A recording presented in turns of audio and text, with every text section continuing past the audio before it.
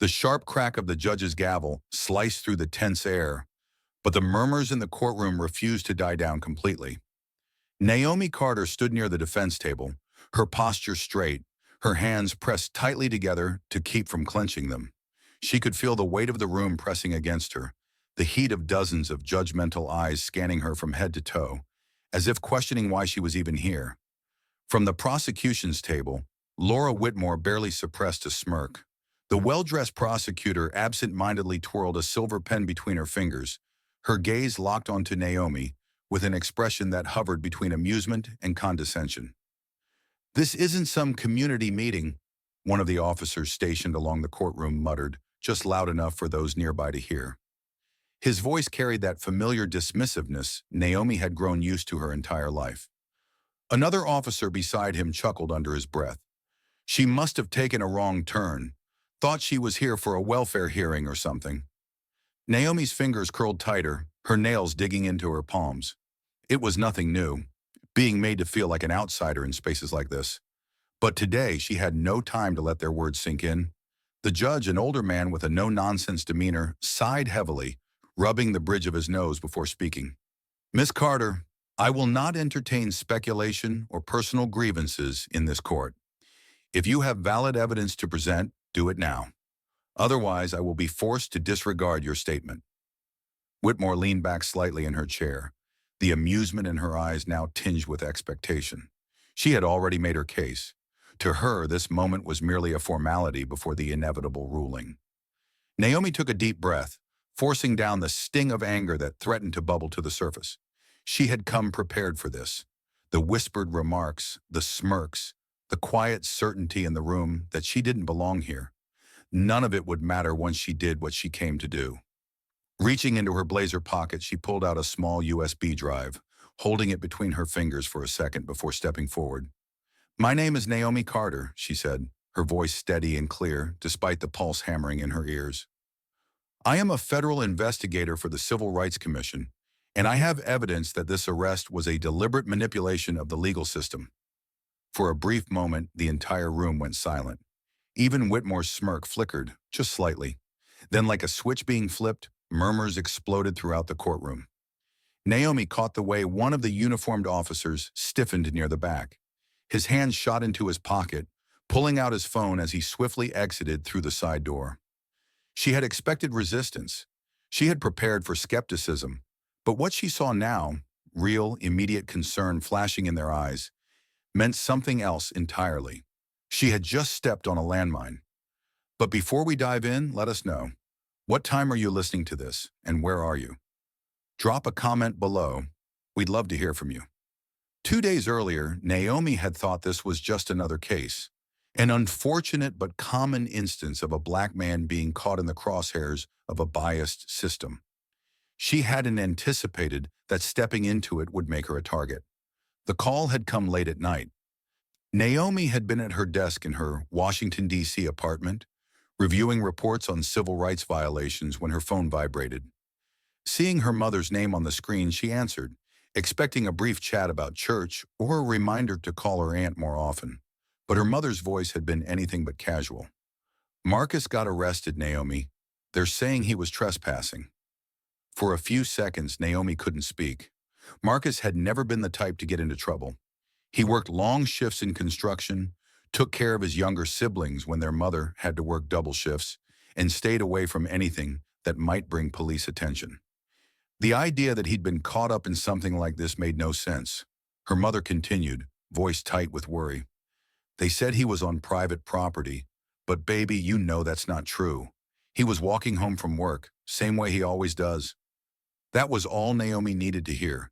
She didn't even hesitate before pulling up a travel site on her laptop and booking the first available flight back to Atlanta. By the time her plane touched down the next morning, she had already made a list of the people she needed to speak to. Marcus's public defender had been no help. Overworked and disinterested, he had brushed her off when she called, telling her that unless Marcus had money for a private attorney, there wasn't much they could do.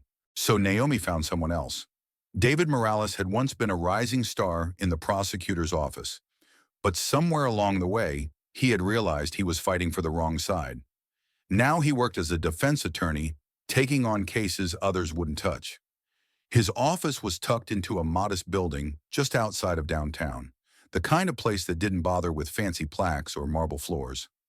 When Naomi arrived, he barely glanced up from the thick stack of files on his desk. "If you're here to talk about a plea deal, you're wasting your time. I don't do those." "I'm not here for a plea deal," Naomi replied, setting her bag down. "I'm here because my cousin was arrested under suspicious circumstances, and I need someone who can help me prove it was a setup." That made him look up. He leaned back in his chair, studying her. "Who's your cousin?" "Marcus Carter." Recognition flickered in his eyes. "Trespassing case?" She nodded. He exhaled sharply, shaking his head. "I looked at it when I got the assignment.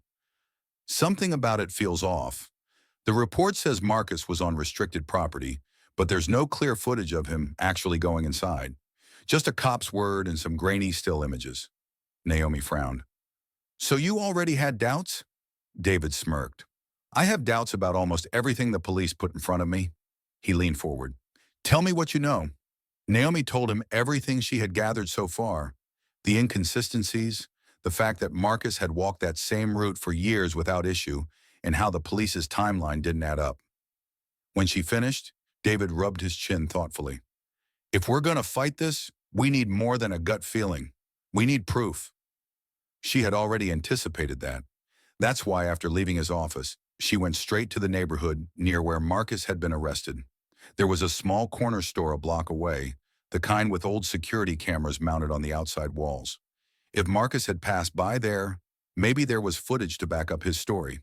The store owner, an older man who had seen too many young men like Marcus fall into the cracks of the system, agreed to let her see the recordings. It took nearly an hour of sifting through grainy black and white footage, but finally she found what she was looking for.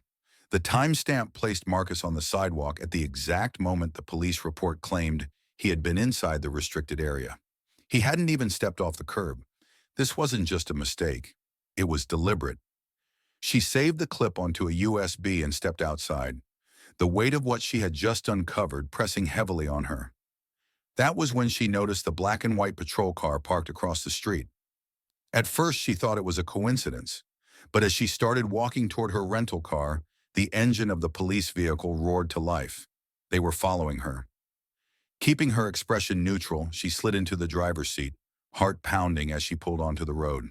The car trailed her at a steady distance, never too close but always there, a shadow in her rearview mirror. Her phone buzzed, a text from an unknown number. "Stop now before it's too late." She gripped the steering wheel tighter. Whatever she had stepped into, it was bigger than just Marcus. And whoever was behind it, they were watching. Naomi had investigated plenty of cases before, but this was different. This time, the danger felt personal. If they were following her, it meant they had something to hide. Something big. She sat on the edge of the bed in her small hotel room, staring at the dim glow of her laptop screen. The video file played in an endless loop, each frame reinforcing what she already knew, but still struggled to believe. Marcus walked past the construction site, his hands in his pockets, his pace steady. A police cruiser pulled up alongside him. The officer stepped out, spoke a few words, too quiet to be caught by the distant security camera, and within 3 minutes, Marcus was in handcuffs. Naomi narrowed her eyes at the footage.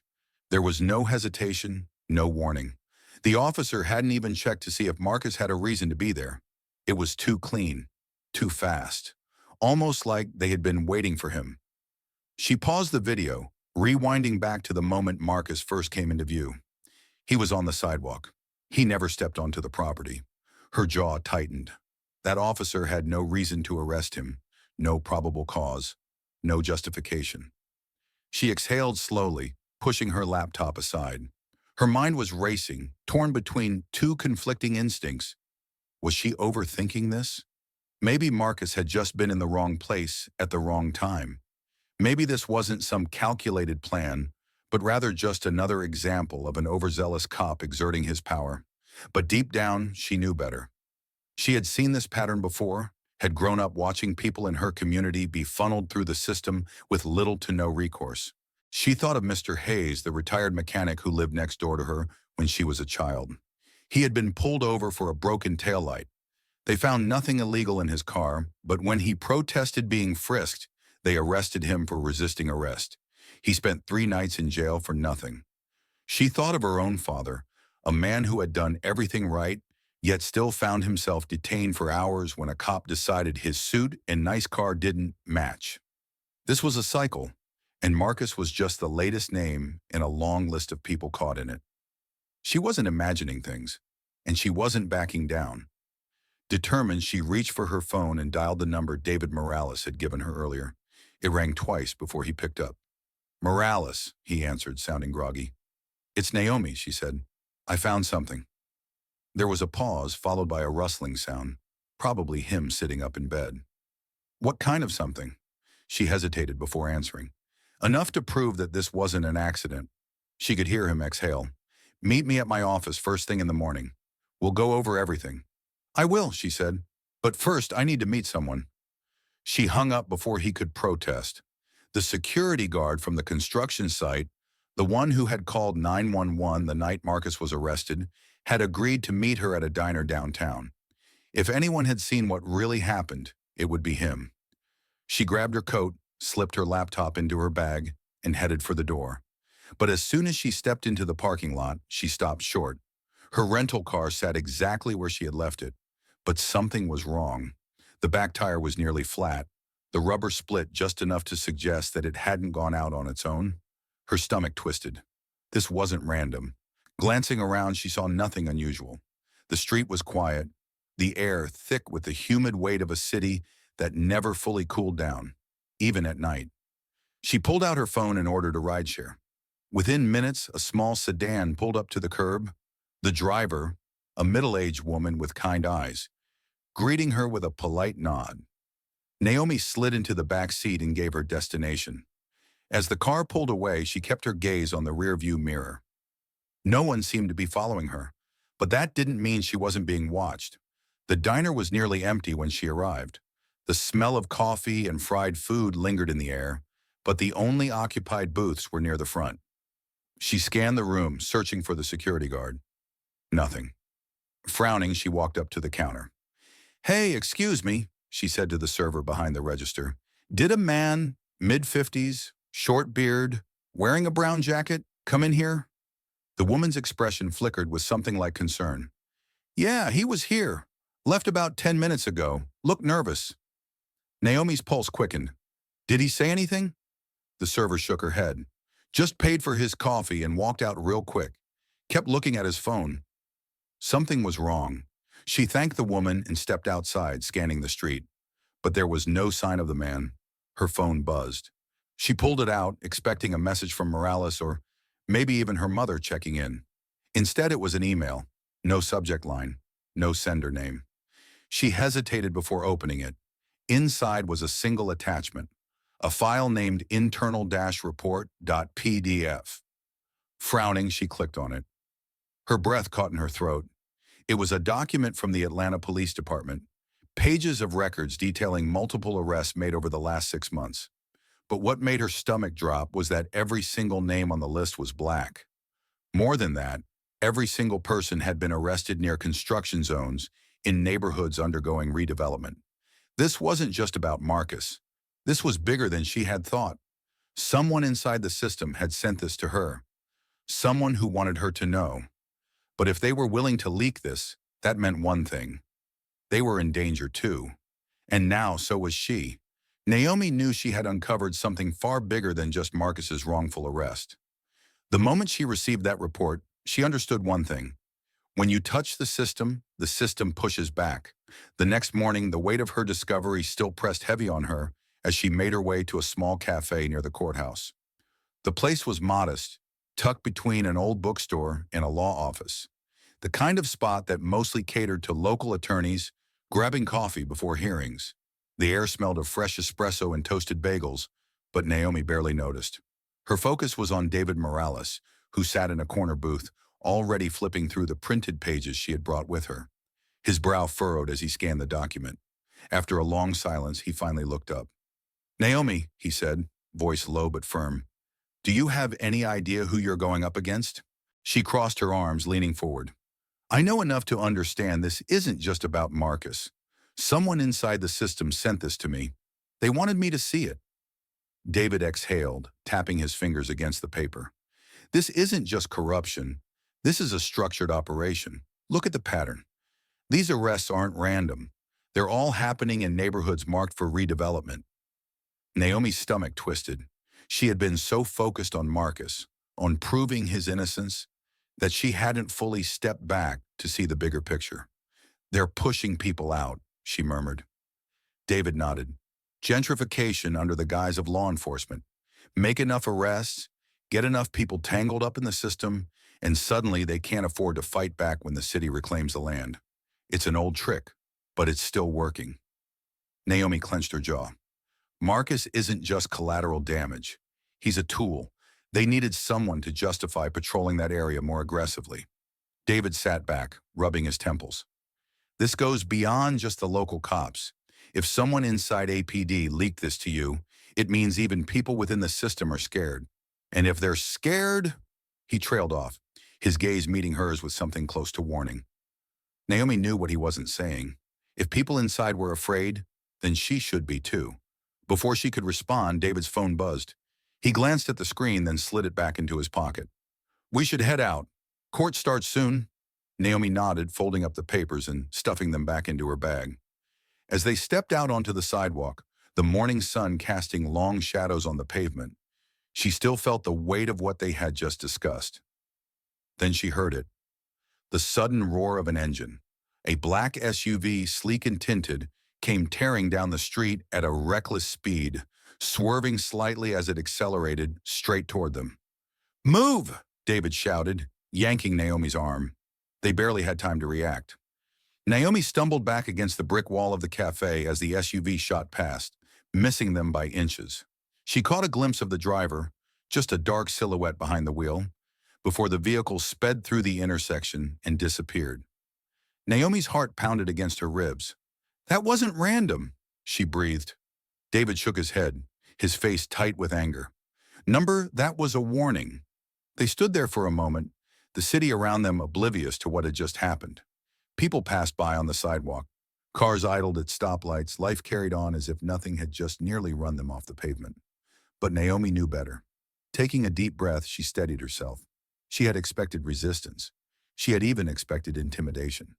But this was something else. David placed a hand on her shoulder, his grip firm. You sure you still want to go through with this? Naomi didn't hesitate. Absolutely. Together, they made their way toward the courthouse. As soon as they reached the steps, Naomi spotted her. Laura Whitmore stood near the entrance, arms crossed, a knowing smirk pulling at the edges of her lips. She was dressed impeccably, as always, her suit crisp, her posture calculated. As Naomi approached, Whitmore tilted her head slightly, amusement flickering in her eyes. You're persistent. I'll give you that, she said smoothly. But let me give you a piece of advice. She leaned in just enough that her voice was for Naomi alone. People like you don't win against people like us. Naomi met her gaze head on. We'll see about that. Whitmore's smirk widened, as if Naomi's response was exactly what she expected. Good luck in there, she said before turning away, disappearing through the courthouse doors. Naomi's hands clenched into fists at her sides. She had stepped into this fight for Marcus, but now she realized it was bigger than just him, and there was no turning back. Naomi stepped into the courtroom, the weight of expectation pressing down on her shoulders. The room was full. Spectators, journalists, and attorneys lined the gallery, their expressions ranging from curiosity to thinly veiled disinterest. But Naomi knew better. This was not just another case for the system to process and discard. This was a fight for Marcus, for every person who had been swept into a system designed to crush them before they even had a chance to fight back. At the judge's bench, Evelyn Brooks sat with an expression that betrayed nothing. Naomi had followed her career, admired the way she had climbed the ranks despite the barriers that came with being a black woman in the legal system. But admiration didn't mean trust. Brooks was still a product of the system, bound by its rules, its pressures, its silent expectations. Across the room, Laura Whitmore adjusted her blazer, her every movement deliberate and measured. She exuded the kind of confidence that came from knowing she had the full weight of the establishment behind her. As the bailiff called the court to order, Whitmore rose smoothly, her voice carrying through the silent chamber. Your Honor, ladies and gentlemen of the jury, this case is not complicated, she began, her tone steady, practiced.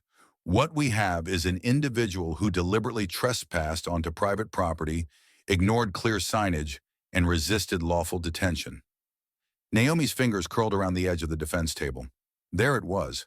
They weren't just accusing Marcus of trespassing. They were framing him as a problem, a disruptor, someone who had no regard for order.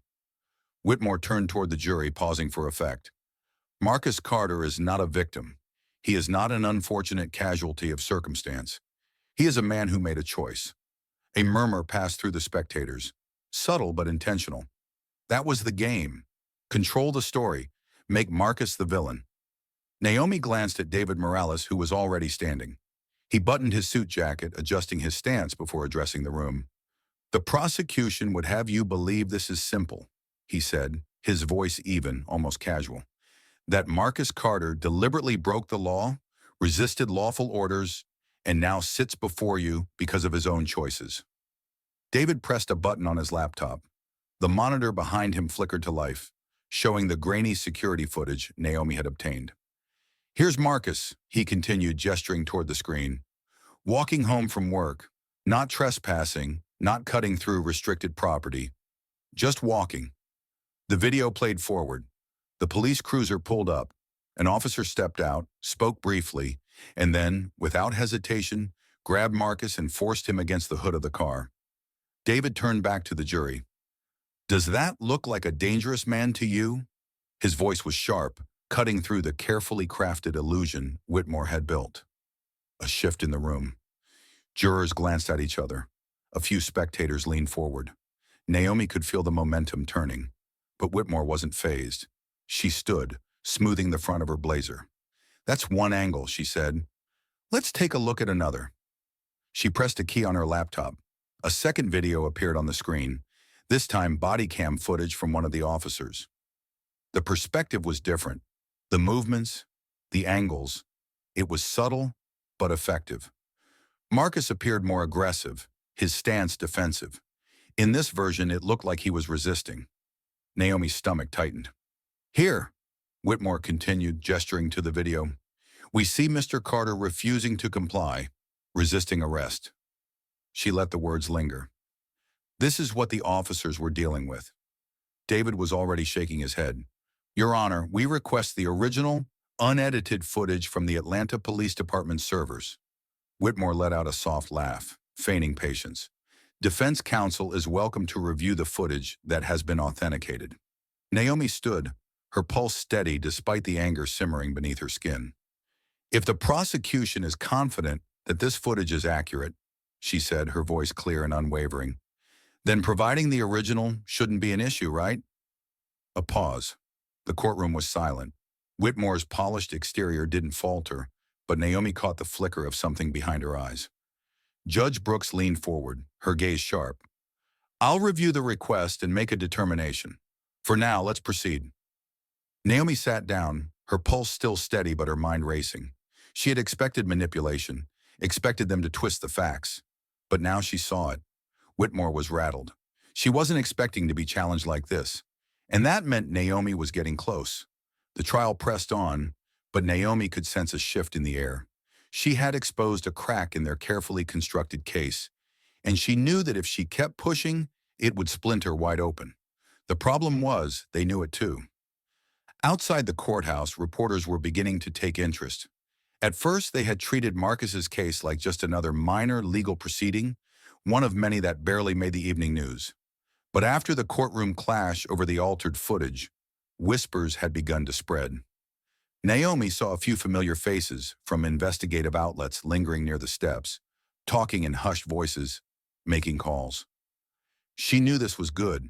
Attention meant pressure, pressure meant accountability, but it also meant danger. As she and David stepped out of the courthouse for a short recess, she caught sight of two uniformed officers standing off to the side. They weren't talking loudly, but they weren't trying to hide either. One of them, a broad-shouldered man with a thick mustache, gestured in her direction with a jerk of his chin. The other officer just nodded, arms crossed, his posture stiff. David saw it too. He exhaled sharply. They know your trouble. Naomi kept her voice steady. Good. David wasn't smiling. Naomi, listen to me. He glanced around before lowering his voice. They're not going to let you keep poking around. You keep pushing, and they'll find a way to shut you up. She looked at him, seeing the concern in his eyes, but she shook her head. If I stop now, what happens to Marcus? What happens to the next person after him? David sighed, rubbing a hand down his face. I'm not telling you to quit. I just need you to understand what you're up against. Naomi didn't need a lecture on that. She had grown up knowing exactly what it meant to be a black person in a system built to break people like her father, her neighbors, like Marcus. She had been just a kid when her father was arrested. Wrong place, wrong time. That's what they had said. But the truth was, he had done nothing wrong. One accusation, one officer's word, and suddenly everything had been taken from him, from them. Her mother had tried to fight it. She had gone to court, spoken to lawyers, pleaded with people who barely looked her in the eye. But the system didn't care. It chewed them up and moved on. Naomi had vowed even then that she would never let it happen again, and she wasn't about to start now. The sound of shuffling footsteps pulled her from her thoughts. She turned and froze. The security guard, the one who had disappeared. He stood just beyond the courthouse entrance, shifting uneasily on his feet, eyes darting left and right as if expecting someone to drag him away at any moment. His hands were stuffed into the pockets of his jacket, his shoulders hunched. Naomi didn't hesitate. She strode over. You came. The man swallowed hard, his Adam's apple bobbing. I shouldn't be here, he muttered. His voice was rough, edged with fear. I had to say something. David stepped up beside Naomi, cautious but alert. What do you know? The guard licked his lips. I saw everything. The night they arrested your cousin. I was on shift, standing just across the lot. His gaze flickered past them, toward the officers lingering nearby. They didn't arrest him for trespassing. They were waiting for him. Naomi felt her stomach drop. They knew he'd walk that way, the man continued. They had orders to pick up anyone who looked out of place. Didn't matter if they did anything wrong or not. David's expression darkened. Who gave the order? The man hesitated. I don't know. All I know is, it wasn't a mistake. Naomi's heart pounded. If this man testified, if he stood up in court and confirmed that Marcus's arrest was premeditated, it would change everything. Before she could say anything, the man flinched. His eyes widened slightly. Naomi followed his gaze. A uniformed officer was walking toward them, not in a rush, not making a scene, just moving deliberately, his face unreadable. The security guard stiffened. The officer leaned in close, whispering something just low enough that Naomi couldn't catch the words. Then, without another glance at Naomi or David, the guard turned and walked away. Naomi's hands curled into fists. Wait! But he didn't stop. He didn't even look back. She stared after him, chest tight with frustration. She didn't need to hear what the officer had said. She already knew. The message was clear. Stay quiet or suffer the consequences. David let out a breath through his nose. That was our best shot. Naomi's jaw tightened. That was just the beginning. She wasn't naive. She knew what they had just witnessed. The system didn't just operate in courtrooms. It thrived in backroom deals and quiet threats, in making people too afraid to speak. But Naomi wasn't afraid, and now she was more determined than ever. Naomi watched as the security guard disappeared down the courthouse steps, his shoulders hunched, his pace quick. She clenched her fists, frustration bubbling just beneath the surface. Another witness silenced, another piece of truth buried. David touched her elbow, his voice low. Come on, we need to talk. Inside a small conference room just off the courtroom hallway, Naomi, David, and Marcus sat around a narrow table. The blinds were drawn, the overhead fluorescent light casting a cold glow on the polished wood. The air was thick with tension. Marcus sat with his arms crossed, his eyes darting between Naomi and David. If they can scare off a witness that easily, he said, voice tight, what do you think they'll do to us? Naomi exhaled slowly. choosing her words carefully. That's exactly why we can't stop. They wouldn't go this far if they didn't have something to hide.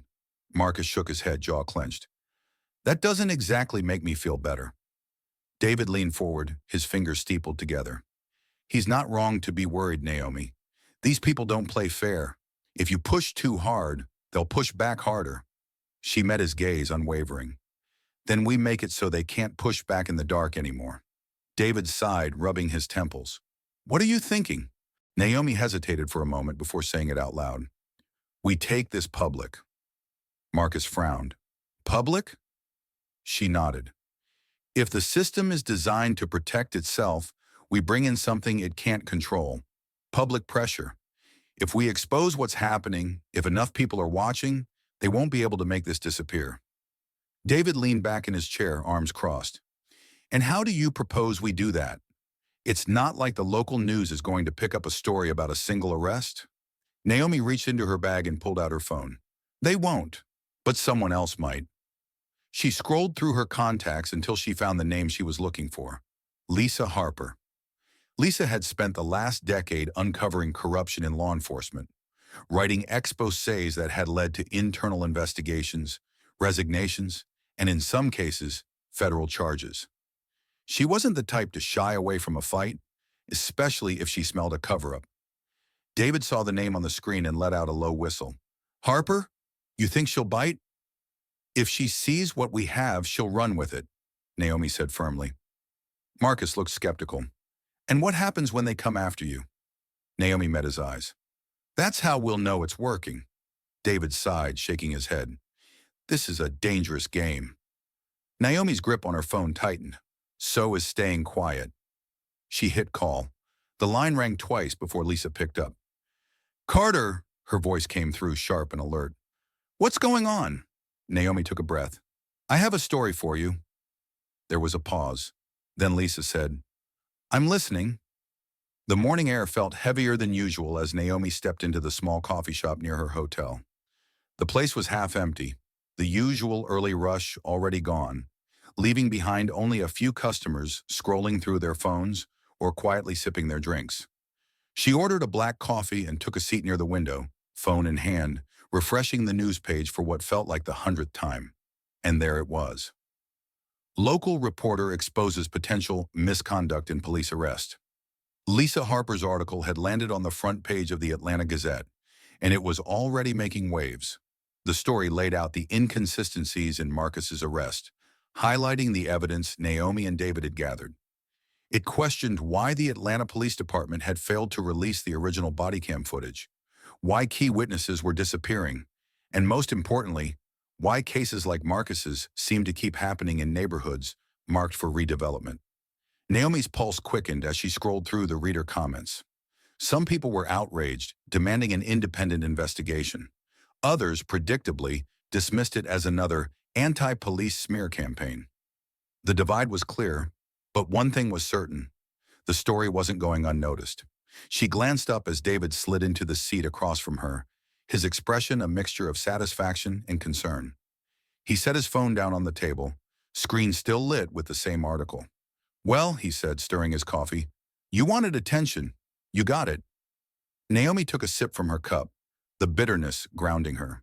Now we see how they respond. They didn't have to wait long. Barely an hour later, the backlash began. The Atlanta Police Department moved fast.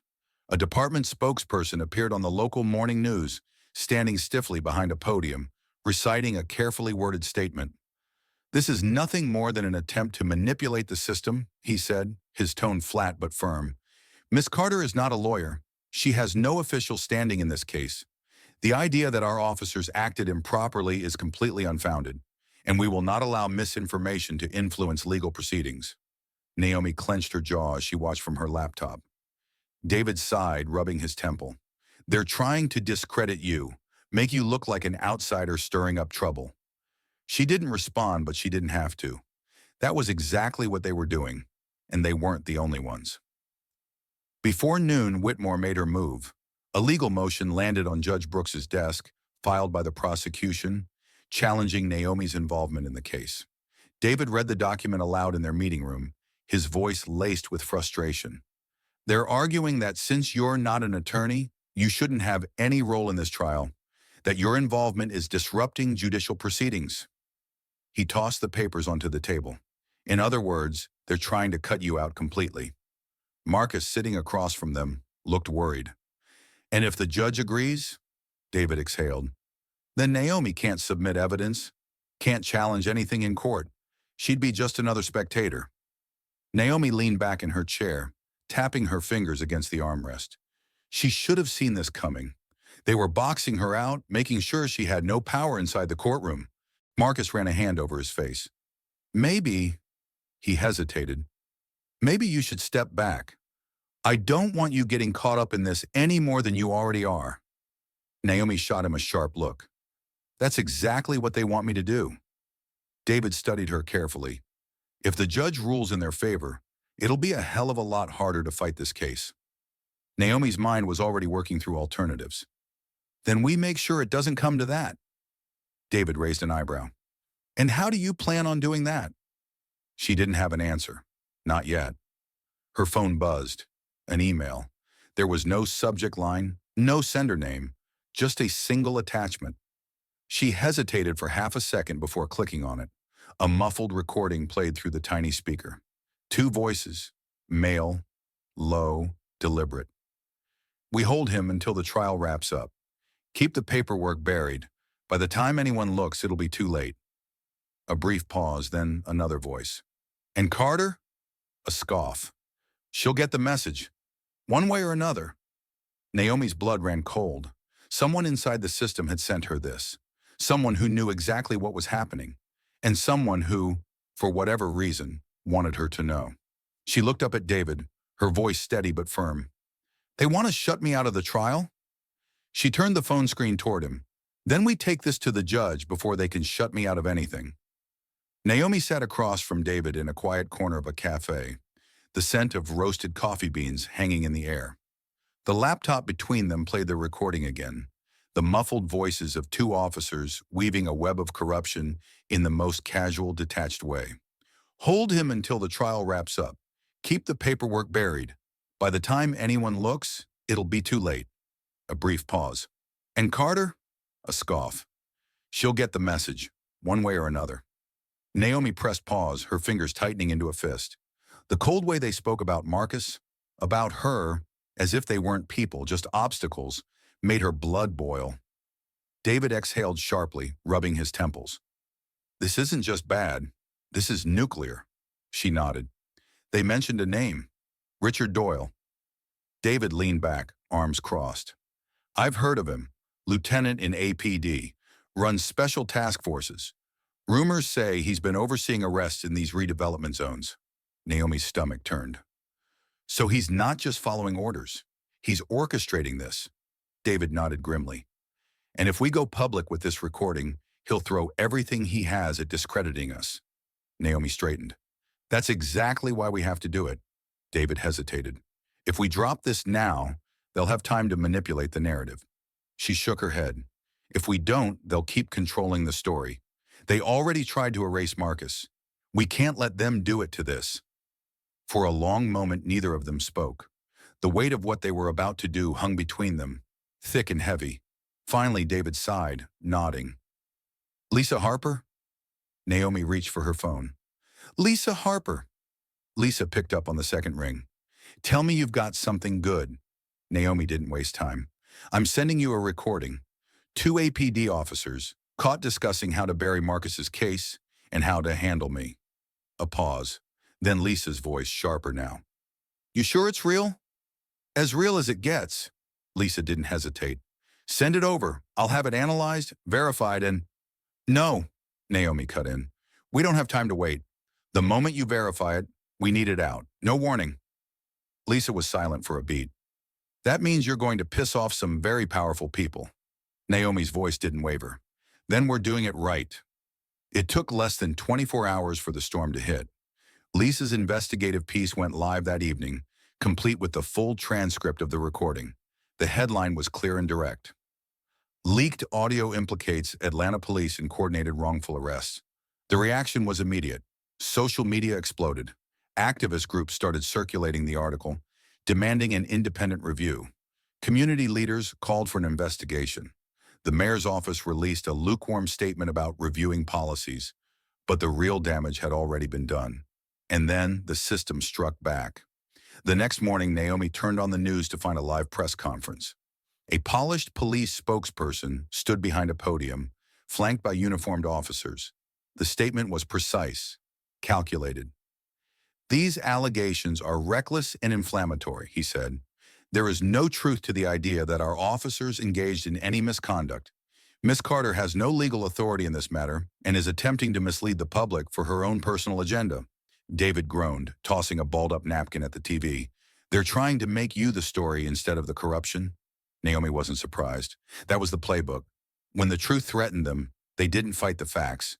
They fought the person exposing them. And it wasn't just the department. By noon, Whitmore had filed an emergency motion with the court. David read it aloud in their meeting space, his jaw tight. "They're asking the judge to bar you from accessing or submitting any more evidence related to the case."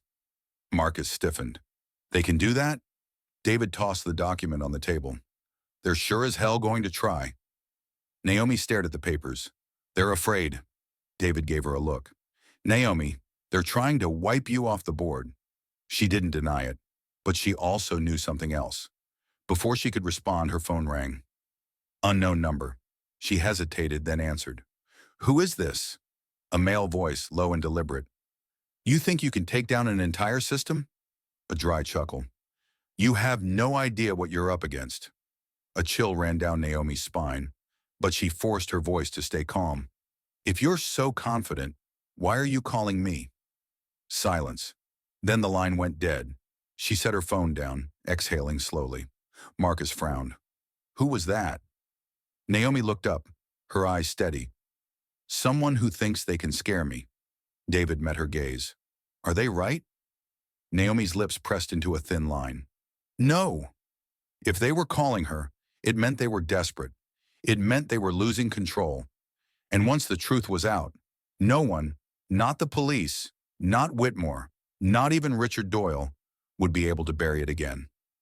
The next morning, Naomi woke to a flood of notifications. The recording had gone viral. Every major news outlet had picked it up. CNN, the New York Times, even smaller investigative platforms were running variations of the same headline. Leaked audio raises questions about police misconduct in Atlanta. Arrests on social media, activists and legal experts were dissecting every word of the tape. Some called for an immediate investigation into the Atlanta Police Department. Others demanded resignations. The conversation had shifted. This was no longer just about Marcus. This was about an entire system that had been exposed. Naomi scrolled through the headlines, barely hearing the news anchor on the TV in her hotel room. She only caught snippets. Department under fire for alleged racial targeting. Lieutenant Richard Doyle at the center of controversy. Civil rights organizations demanding answers. She exhaled slowly. This was exactly what needed to happen. But she also knew what was coming next. The system never let go without a fight. Inside the courtroom, the atmosphere was different. Naomi noticed it immediately when she stepped in. Gone was the usual air of quiet confidence from the prosecution's side. Whitmore wasn't smiling this time.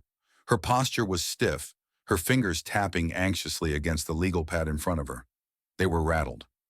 Judge Brooks looked more engaged than before, her usual neutral expression replaced with something sharper. When Whitmore stood to address the court, her voice was measured, but the usual arrogance was missing. "Your Honor," she began, clearing her throat, "given recent developments, the state has reviewed the charges against the defendant and," she hesitated, choosing her words carefully, "and has decided to modify our position." A murmur spread through the courtroom. Naomi sat up straighter. This was it, the first crack. Judge Brooks folded her hands in front of her. "Go on." Whitmore adjusted her blazer before continuing. "In the interest of judicial efficiency, the prosecution is prepared to drop the more serious charges against Marcus Carter. However," she said, raising a finger, "we are offering a plea deal." David leaned forward. "Here it come," he muttered. Whitmore turned to Marcus. "If the defendant pleads guilty to criminal trespassing, he will face only a minor fine and be released immediately. No jail time." A hush fell over the room. Naomi's heart pounded. They were trying to make this go away. She looked at Marcus. His hands were clasped together, his jaw tight. David whispered, "They're retreating, but they still want to control the outcome." Naomi knew exactly what this was, a trap. If Marcus accepted the deal, the police could still justify his arrest. They wouldn't have to admit they had done anything wrong. The system would keep turning. Judge Brooks glanced at them. "Defense counsel, do you wish to confer?" David turned to Marcus. "It's your choice. You take the deal. You walk free today. But if you do, they get to say you were guilty all along." Marcus swallowed hard. "If we fight, what happens?" David hesitated. "We keep pushing, but that means more hearings, more time in jail." Marcus shifted in his seat, staring at the polished wood of the defense table. Naomi could see the battle playing out in his mind. He had already spent weeks behind bars. He wanted out. She couldn't blame him. But if he took the deal, they lost the bigger fight. She took a deep breath. "Marcus, listen to me," she said softly. "This isn't just about you anymore." His eyes flickered to hers. "I know you want this to be over," she continued. "I do too. But they want you to plead guilty because it lets them keep doing this to other people. If we back down now, we're letting them win." Marcus let out a shaky breath. "But what if we lose?" Naomi held his gaze. "Then we go down fighting, and we make sure the world sees exactly what they did to you." The courtroom was silent. Whitmore leaned in, her voice smooth but impatient. "Mr. Carter, I suggest you consider this carefully. It's a generous offer." Marcus's hands trembled slightly as he looked between Naomi and David. Then he turned to Judge Brooks and said, "I'm not pleading guilty." A sharp intake of breath rippled through the room. Whitmore's jaw clenched. Judge Brooks nodded slowly. "Very well. The plea deal is rejected." She turned back to Whitmore. "Then we proceed." Naomi exhaled, steadying herself. This wasn't over, but for the first time she felt like they were the ones in control. Marcus stared at the plea agreement on the table, his hands resting on his knees. The weight of the moment pressed down on him, making the air in the small conference room feel heavier than it should. Just one signature, and he could walk out of this courtroom a free man. No more court dates, no more waiting, no more looking over his shoulder. But at what cost? Naomi sat across from him, her jaw tight, her fingers laced together in a way that told him she was holding herself back. He could see the battle happening behind her eyes, the way her mind was working through every angle, every consequence. "I just want this to be over," Marcus admitted, his voice quiet. "I can't keep living like this, Naomi. I can't keep waking up every morning wondering if I'm going to get locked up for something I didn't even do." David Morales leaned against the wall, arms crossed. His expression was unreadable, but when he spoke, his tone was steady. "No one would blame you for taking the deal." Naomi looked up sharply. "Are you serious?" David met her gaze. "Yes." She shook her head. "So what? We let them get away with it? Let them chalk this up as another misunderstanding? If Marcus pleads guilty, they'll use it to justify every arrest just like his. This is bigger than just one case." David sighed. "And what happens if we fight and lose? He spends the next 6 months, or worse, locked up because we wanted to prove a point." Naomi's hands curled into fists. "This isn't about proving a point. This is about making sure they can't keep doing this to people who don't have the resources to fight back." Marcus exhaled, rubbing his face. He hated this. Hated feeling like a pawn in a game he never agreed to play. "You keep talking about the bigger picture," he said slowly. "But Naomi, I'm the one who's going to have to live with this decision, not you." That stung, and he knew it, but it was the truth. Naomi didn't have an immediate response. She just sat there staring at the document in front of him like it was something venomous. Then her phone rang. The sudden sound made them all jolt slightly. Naomi pulled it out, glanced at the screen, and answered immediately. "Lisa?" David and Marcus both sat up straighter. Lisa Harper's voice came through, urgent and direct. "I've got something." Naomi stood, already on edge. "What is it?" Lisa hesitated for only a second before continuing. "A source inside APD, someone high enough to know what's really going on, and they're willing to testify." The room went dead silent. Marcus's fingers clenched around his knees. David pushed away from the wall, his expression shifting from tired to alert. Naomi pressed the phone closer to her ear. "Who is it?" "I can't say over the phone," Lisa replied, "but they have proof that Marcus wasn't just arrested randomly. His case is part of a larger pattern, a coordinated effort to clear out certain communities. And they have the records to back it up." Naomi's pulse raced. "You're sure?" "Positive," Lisa said. "But we need to move fast. They're scared, and if we don't protect them, they might back out." Naomi exhaled slowly. She turned to Marcus, meeting his eyes. "This changes everything," she said. David ran a hand through his hair, already working through the possibilities. "If we have someone inside the department, we can challenge everything in court. This could be enough to force an external investigation." Marcus swallowed hard. "But what happens to them? If they testify, won't they be in danger?" Naomi nodded. "Yes, that's why we have to make sure they're protected." She turned back to the phone. "Lisa, can you set up a meeting?" "Already working on it," Lisa said. "I'll call you when I have a location." The call ended, leaving the room thick with tension. Marcus looked back at the plea deal in front of him, then up at Naomi. "You really think this will work?" She didn't hesitate this time. "I do," David sighed. "Then we'd better be ready for whatever comes next." Marcus took a deep breath, then pushed the plea agreement away. "I'm in." Naomi exhaled, steadying herself.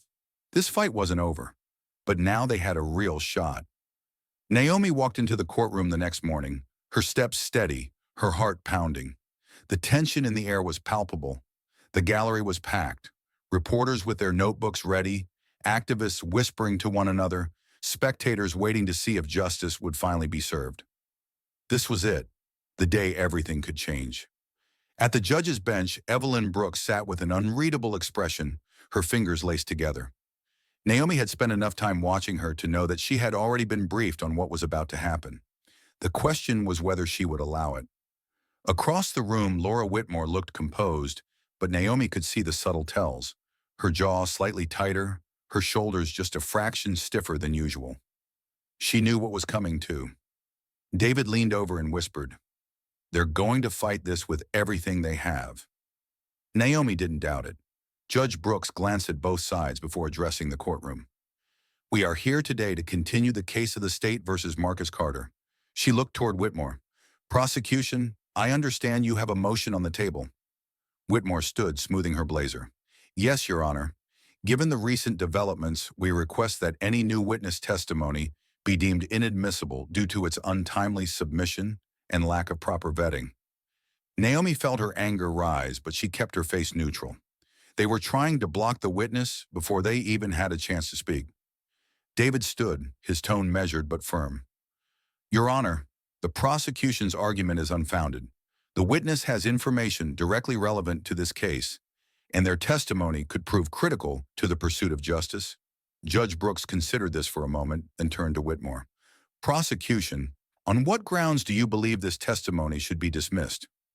Whitmore clasped her hands together. "Your Honor, this witness was not disclosed in the initial proceedings. The defense is clearly attempting a last-minute maneuver to manipulate the court." Naomi's fingers tightened around the edge of the table. "Or maybe," she said, standing before she could stop herself, "the system made it impossible for them to come forward until now." A few murmurs rippled through the courtroom. Judge Brooks gave Naomi a warning look, but didn't immediately strike her down. Instead, she sighed, adjusting her glasses. "The court will hear the witness." Whitmore stiffened. The doors at the back of the courtroom opened, and a man walked in. Naomi barely breathed. He wasn't in uniform, but there was no mistaking his background. His posture, the way his eyes swept the room. He was law enforcement, and now he was about to turn against his own. He reached the stand, raising his right hand as the bailiff swore him in. Judge Brooks looked at him. "Please state your name for the record." The man cleared his throat. "Detective Raymond Ellis." A ripple of reaction spread through the crowd.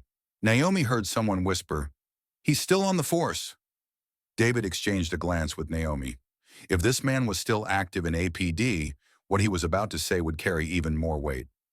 "Detective Ellis," David began, stepping forward, Can you tell the court your role in the Atlanta Police Department? Ellis nodded. I work in a specialized unit tasked with monitoring high-crime areas and implementing strategic arrest initiatives. Naomi didn't like the way that sounded, but she knew better than to interrupt. David continued, Are you familiar with the case of Marcus Carter? Ellis exhaled. Yes, I was briefed on it the night he was taken into custody. David let that sit for a moment before asking, And why was Marcus Carter arrested? Ellis hesitated. Then he said the words that changed everything. Because he fit the profile. The courtroom went silent. Judge Brooks narrowed her eyes. Detective Ellis, please clarify what you mean by fit the profile. Ellis shifted in his seat. There was an initiative in place. Officers were told to prioritize arrests in certain neighborhoods, specifically neighborhoods slated for redevelopment. He cleared his throat before continuing. Marcus Carter wasn't arrested for trespassing. He was arrested because the department needed numbers. A gasp echoed through the courtroom. Naomi's pulse pounded. They had suspected it, but now they had confirmation from the inside. David pressed on. And who gave these orders? Ellis hesitated again, then said, Lieutenant Richard Doyle. Whitmore immediately shot up. Objection, this is hearsay and irrelevant to the case at hand. Judge Brooks raised a hand. Overruled. The witness may continue. Ellis turned back to David. Doyle oversaw the initiative. He made it clear that our unit needed to increase presence in those areas and that anyone who looked like they didn't belong was fair game. Naomi felt a sickening knot in her stomach. This wasn't just a corrupt officer. This was an orchestrated effort. David nodded. And you're willing to testify under oath that Marcus Carter was targeted based on this policy? Ellis exhaled. Yes. The room broke into hushed conversation, the energy shifting. Whitmore shot to her feet again. Your Honor, this is a blatant attempt to derail these proceedings. The defense is introducing conspiracy theories to distract from the facts. Judge Brooks sighed. The facts, Miss Whitmore, are exactly what we're trying to uncover. Whitmore's lips pressed into a thin line, but she didn't argue further. Judge Brooks tapped her gavel lightly. I will need time to review this testimony and its implications. Court is adjourned until further notice. The gavel came down, and just like that, the day's session was over. Naomi let out a slow breath. She had done it. She had pushed the system to its limit. But now the real question remained. What would it do in response? Naomi stepped out of the courthouse into a chaotic swarm of reporters. The late afternoon sun cast sharp angles across their faces, cameras flashing as questions fired from every direction. The moment she had been bracing for had arrived. Ms. Carter, do you believe the testimony today will change the outcome of the trial? Naomi, what do you say to those who claim you're using this case to push a political agenda? Do you have any response to the Atlanta Police Department's latest statement? That last question made Naomi's stomach tighten. She hadn't heard anything from APD since they left court, but she barely had time to process before Lisa Harper pushed through the crowd, her face tense. Naomi, Lisa's voice was low, urgent. We have a problem. Naomi didn't need to ask what it was. Lisa held up her phone, showing a breaking news alert. Atlanta PD holds press conference. This is a smear campaign. Naomi's pulse quickened as she tapped the link. The screen filled with the image of a high-ranking police official standing at a podium, the city's emblem behind him. The live ticker at the bottom of the screen scrolled with carefully crafted sound bites. A PD denies allegations of targeted arrests. Detective Ellis labeled disgruntled employee. New details emerge about Marcus Carter's past. Naomi clenched her jaw and turned up the volume.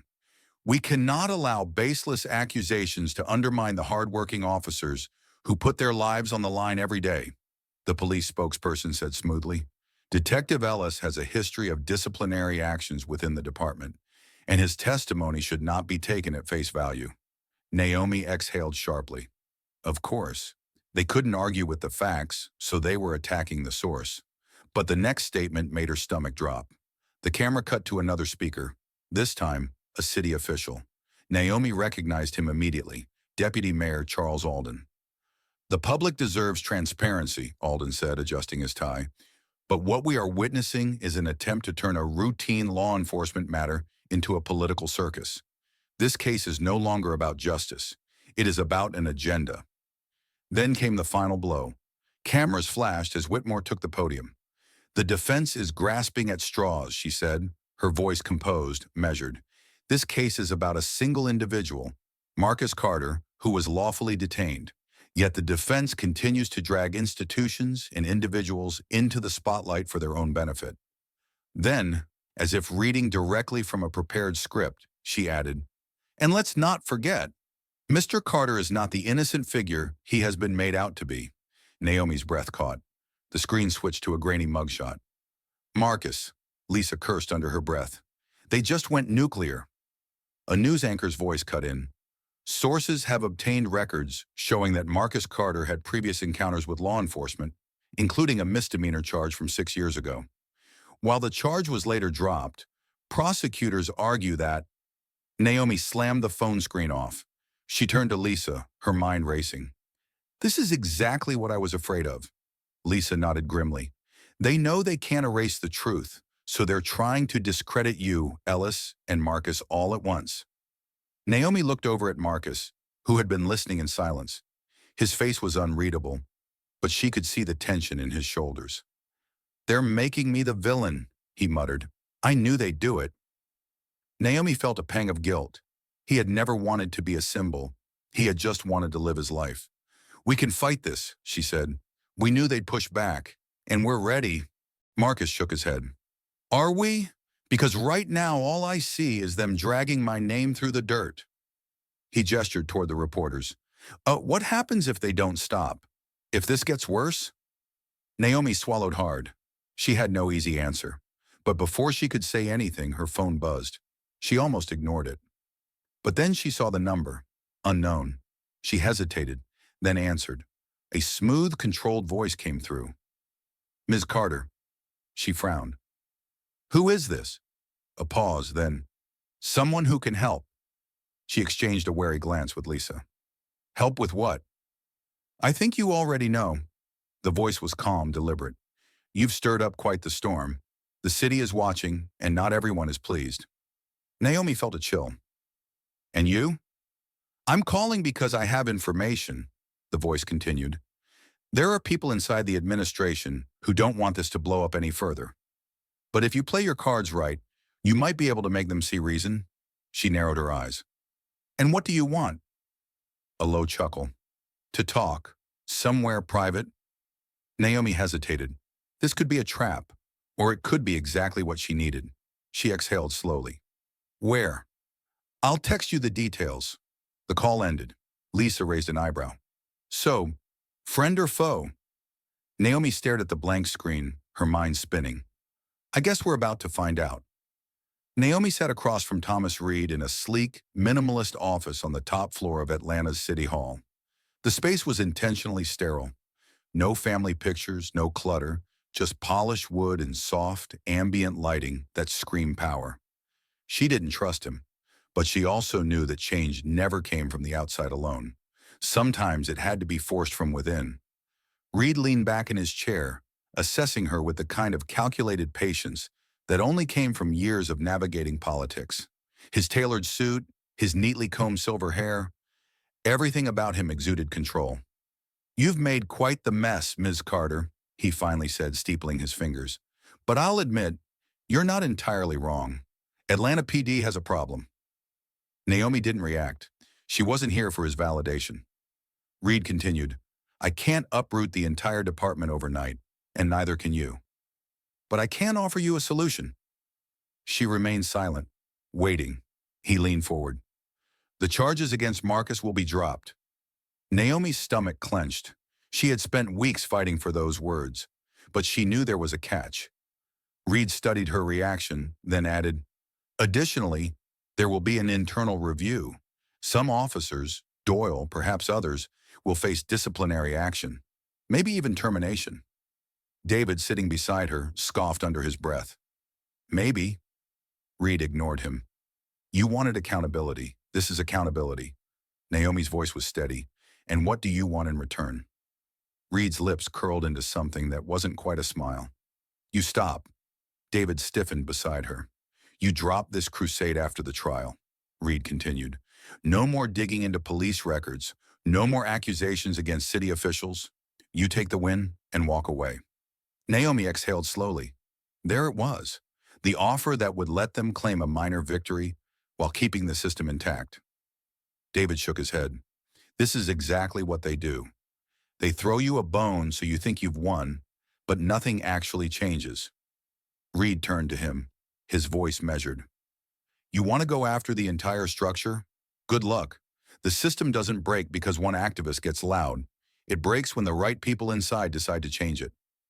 Naomi tapped her fingers against the armrest of her chair. And you consider yourself one of those right people? I consider myself someone who understands how things work. Reed's voice remained even. You have a choice, Miss Carter. You can take a guaranteed win, or you can keep swinging at a giant until it crushes you. The weight of the decision pressed down on her. Marcus would be free. Doyle and others might finally face some consequences. But if she took this deal, the larger fight, the one that stretched beyond Marcus, beyond this courtroom, would stall. And that was exactly what they wanted. She glanced at David. His jaw was clenched, his frustration barely contained.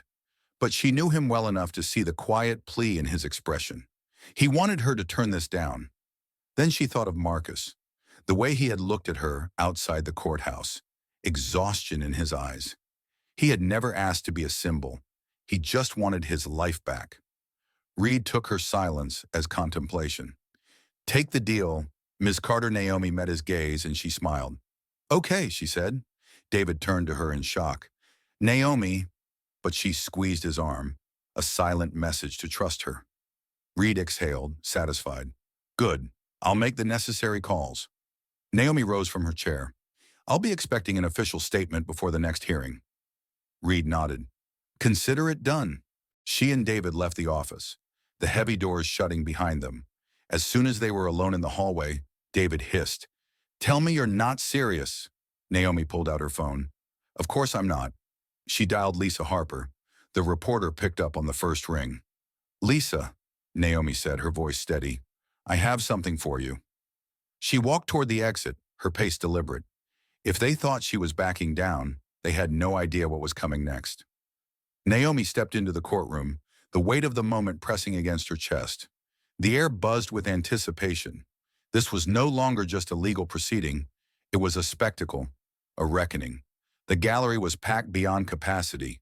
Reporters scribbled furiously, their cameras poised to capture history. Civil rights activists, community leaders, and even a few politicians had taken seats in the back, their presence a silent testament to the case's significance.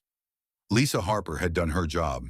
The article exposing the corrupt tactics of the Atlanta PD had hit the front pages that morning. Social media was in an uproar. The city was watching. Marcus sat beside David Morales at the defense table, his hands clasped together tightly. He hadn't spoken much on the ride over, but his eyes said everything. Hope, fear, exhaustion. Across the room, Whitmore walked in, her usual composed demeanor intact, but Naomi could see the cracks. There was a tightness to her movements, a flicker of unease as she glanced at the press section. The story was out. The public had turned, but the prosecution wasn't backing down. Not yet. Judge Brooks entered, and the courtroom hushed as she took her seat. Her expression was unreadable, her voice even as she began. We are here to issue a final ruling in the case of the state versus Marcus Carter. Whitmore rose first. Your Honor, the state maintains that the defendant was lawfully detained and that the defense's claims amount to little more than speculation and media-driven hysteria. Naomi scoffed under her breath. Even now, they were still trying to spin the narrative. David stood. His voice was steady, unshaken. Your Honor, we have presented irrefutable evidence that Marcus Carter was arrested not for trespassing, but as part of a targeted campaign against black residents in redevelopment zones. We have testimony from an active duty officer confirming this. We have a recorded conversation between two officers discussing how to handle this case. The prosecution cannot deny the facts, so they've chosen to distract from them instead. A murmur ran through the courtroom. Whitmore shifted in her seat. Judge Brooks tapped her gavel. Order. She exhaled slowly, then turned toward the defense. The court has reviewed the evidence and testimony provided. A pause. And it is the judgment of this court that the charges against Marcus Carter, she looked up, are hereby dismissed. The words rang through the room like a bell. For a moment, everything was still. Then the courtroom erupted. Marcus let out a breath, his shoulders sagging in sheer relief. David grinned, clapping him on the back. Naomi felt the tension drain from her body, a wave of triumph washing over her. But Judge Brooks wasn't finished.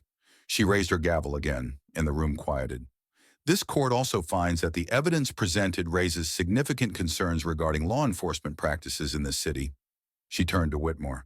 Therefore, I am ordering an independent review of the Atlanta Police Department's policies regarding targeted policing in redevelopment areas.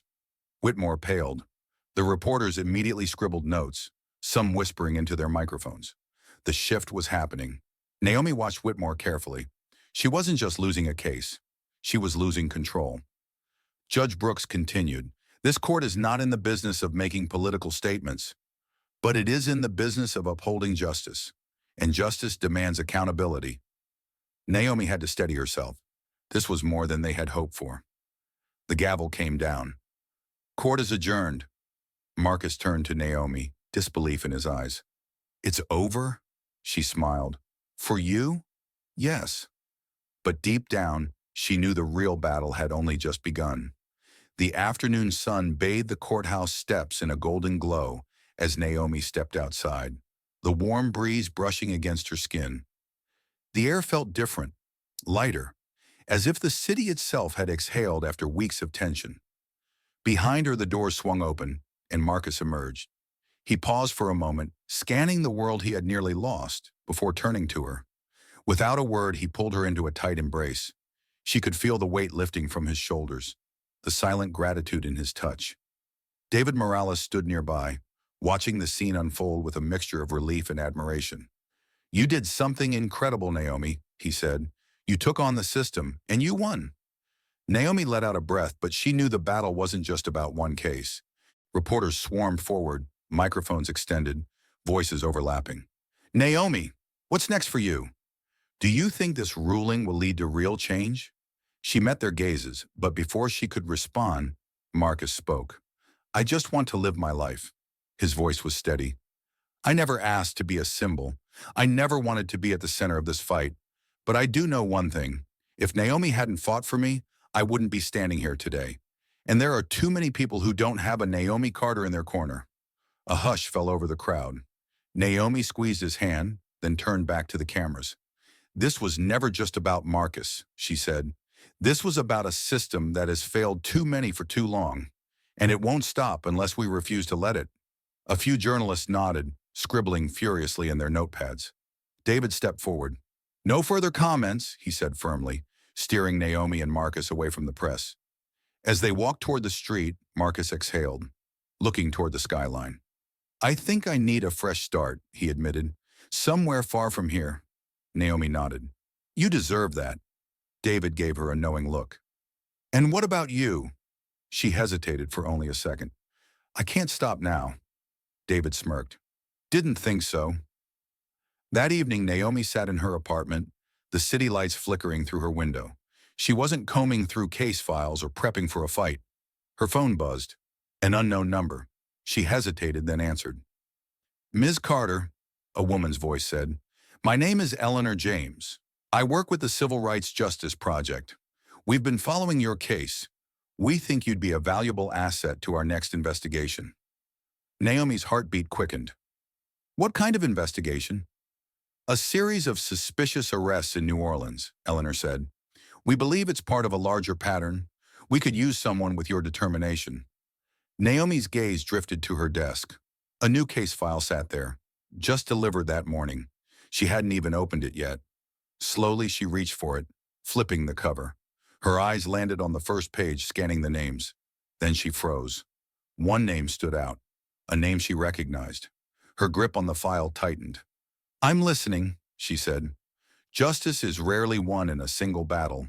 It's a relentless pursuit, one that demands courage, resilience, and an unwavering belief in the truth. Naomi Carter didn't just fight for Marcus. She stood against a system designed to silence and suppress. And though she won this case, the real fight for justice continues. How many others are out there, trapped in a system that sees them as numbers instead of people? How many voices go unheard simply because no one is willing to listen? What do you think? Can one person truly change the system, or does real change require something bigger? Let us know your thoughts in the comments. And if you believe in the power of stories to inspire action, don't forget to subscribe and turn on notifications. There's always another story to tell, another battle to fight, one that just might change everything.